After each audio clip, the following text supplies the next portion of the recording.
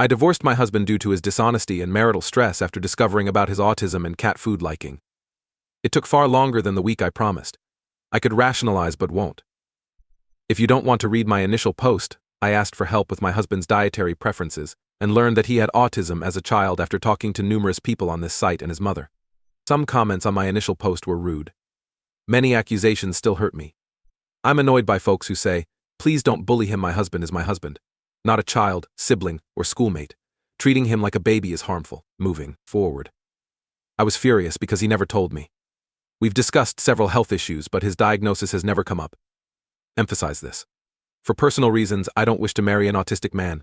My husband is keeping something important from me, which is stressing me out and could have been avoided if I had known about his sickness.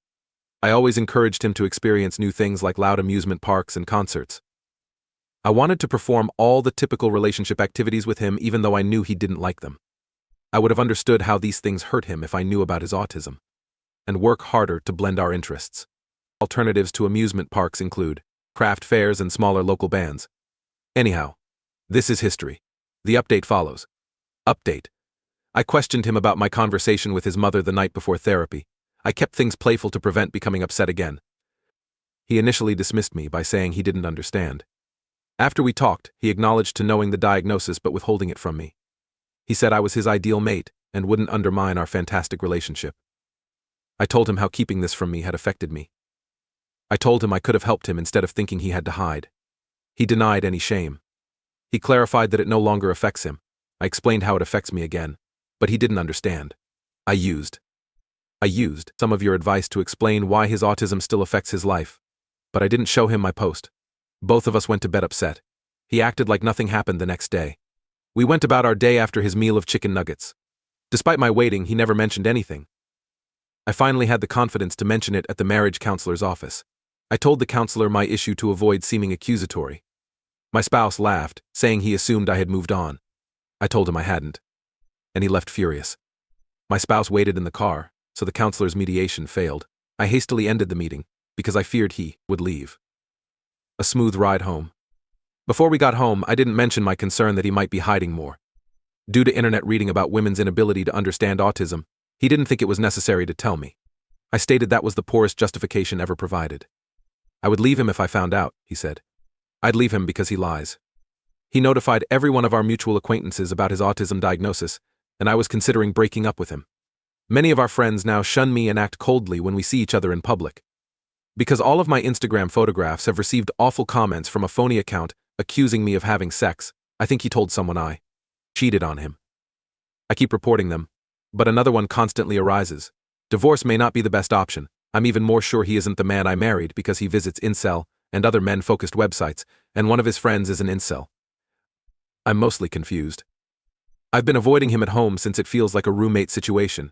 He stays in his den until work, then returns till bedtime. Everything seems muddled, but I want to help. I have no idea what to expect or how to proceed. Edit more comments than expected.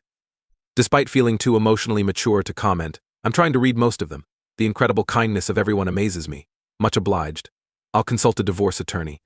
I'm done caring yet don't know how to tell him. You're fine. When I go home at night, he may not want to talk. This is unhealthy for us both.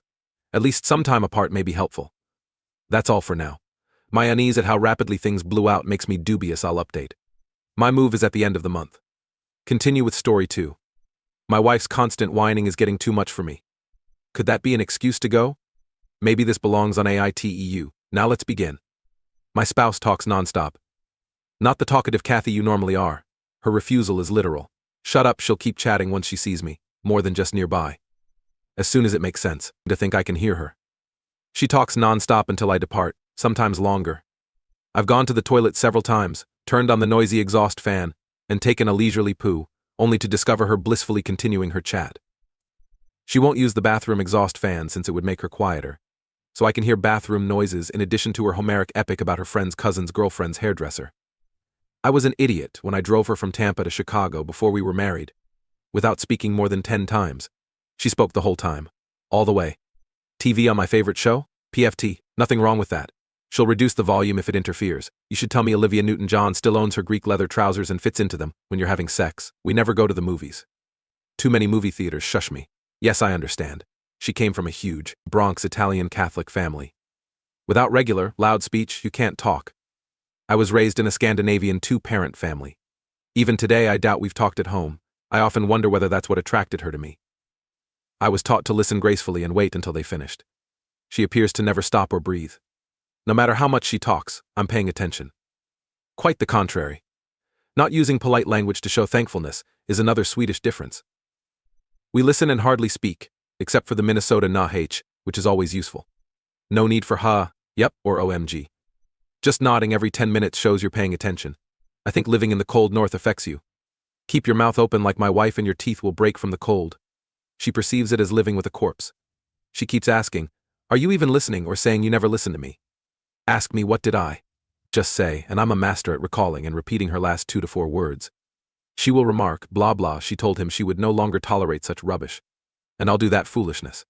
As if I knew what kind of crap it was or who could take it no more. She'll say, yeah, thinking I was listening the whole time. Though I joke about it often, it's becoming problematic. She interrupts our 7-year-old kid, causing him to stutter. She interrupted and talked over everyone who paused in her home when I was a child.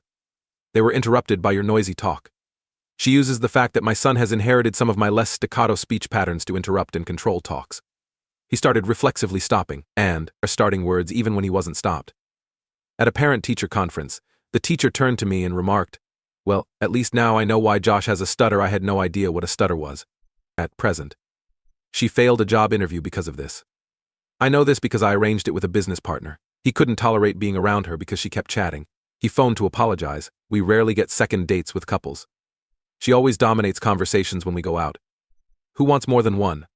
You're wondering. Have you told her? Yes, many times, sometimes jokingly, sometimes seriously. Her reactions include tears, wrath, faster, higher speech, and more expletives. I don't know anyone who can talk about anything while crying like her.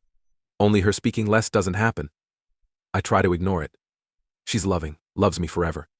Mother of my children. The day we met was even prettier. We still spend much time alone. She won't stop talking when we're working. But I'm busy. Thus, I'm less alert.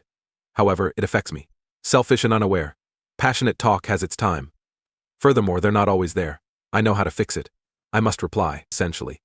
Her only way to stop talking would be if I did what she does. A slight delay would be my cue to intercede. Trying to interrupt me will force me to speak out, even yell at her. I had to learn Italian hand motions to emphasize my points to counter her comments. No, I'm not Italian. I am waspy pale and grew up in a middle school cafeteria that looked like a tomb. My patience has finally run out after 12 years. Not sure how long I can take it. I doubt I can explain why I'm at his divorce court. My spouse forbade it. TL.dr, wife talks constantly. Does that justify breaking up with her? Edit, required Reddit, never thought this would get viral. Which is correct. I thought calling me an asshole would garner me some comments. But email, gone, nice to meet you. In order to avoid responding to every comment, I will try to address some of the more regular ones and some of the recurring questions. Thank you for your often humorous advice. Is this BS? Suggested. No, a 1, most things are true. I'll embellish for dramatic comedy. Not a quote, just an illustration of leather pants. No, not from the heat. Still, she probably mentioned it. Q2? Why didn't you flee the house in horror before marriage? Did Op's wife look good? She is gorgeous, witty, and energetic. I too was a Nordic silent bear. Sarah emphasizes dragon fire. My wife brought me out. To be honest with myself, being young and laid often makes many things seem okay. Damn it, penis, you're to blame. Does your youngster stutter because of this? A 3. It's unclear what this signifies medically. Cause was never determined. It happened when I was there. I'm not a speech therapist, but I think my views were valid. I would like a professional's opinion to calm my nerves. Which brings up Q4. Aren't you responsible for your child's stutter? You did nothing to stop it. Guilty as previously. I always feel terrible about it. I brought it up often. Even arguing with my wife when she interrupted my son. I think most of the damage was done before I noticed. My only option was to vent my wrath rather than make any real change. This unusually long post is just me venting. If this is the real reason for leaving, I'm afraid she'll make things worse or permanent if she gains full custody. Q5. Does she have OCD, anxiety, autism, or mental illness? A 5. While I've always felt an inordinate need for attention, I don't think so. Her siblings were always competing for their parents' affection and attention, so I can see it in her family. Have you tried therapy? A 6. No, It probably should have. Since I know her, I know she would be devastated to hear about it. I'm surprised I struggle to implement many advice. I've probably considered them all because they're too severe. Still, I'm considering divorce. That sentence is paradoxical.